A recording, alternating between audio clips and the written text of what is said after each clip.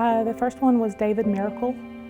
He was in our traffic control division, and on September 8th, 2021, we were working on I-264 in the Shawnee Parkway, and he crossed the road and was hit by a car traveling 65 miles an hour. Fred O'Bannon was also working on the Shawnee Parkway and was sitting in his truck waiting to open a lane closure up at the end of the work time, and someone came up and shot and killed him in his truck.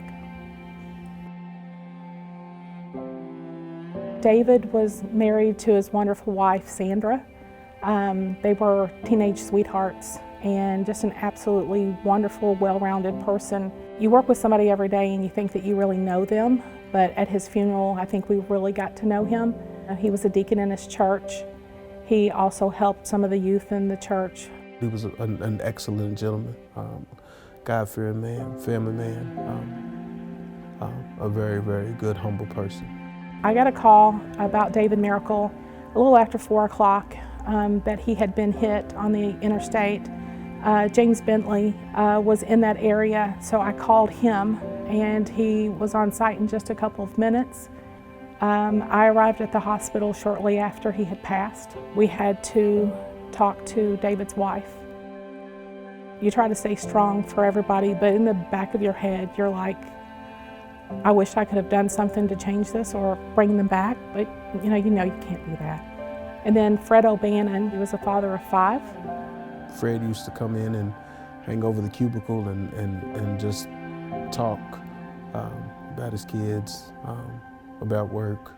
Real good men, both of them. Got a call in the middle of the night that Fred had been shot in his work vehicle. I immediately called James Bentley because he lives in that area. He headed that way. I got in the car and headed that direction.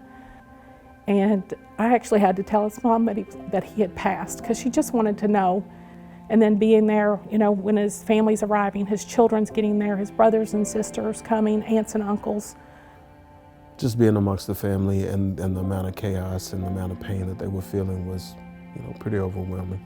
You're there with their loved ones and you can't console them. I mean, you try everything that you can, but there's really nothing that you can say once, you've lost someone like that. The loss of someone close, I don't think that we ever realize how broad the impact is, not just with us and the crew, but the society. The guys at work thinking, could I be next? And I think the great thing for us is that we were all there for each other.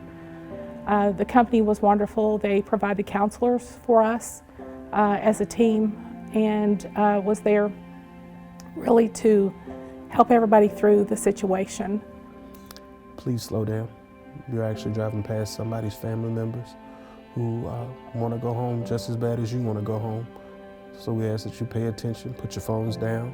Remember somebody's father, mother is working there, and just really pay attention.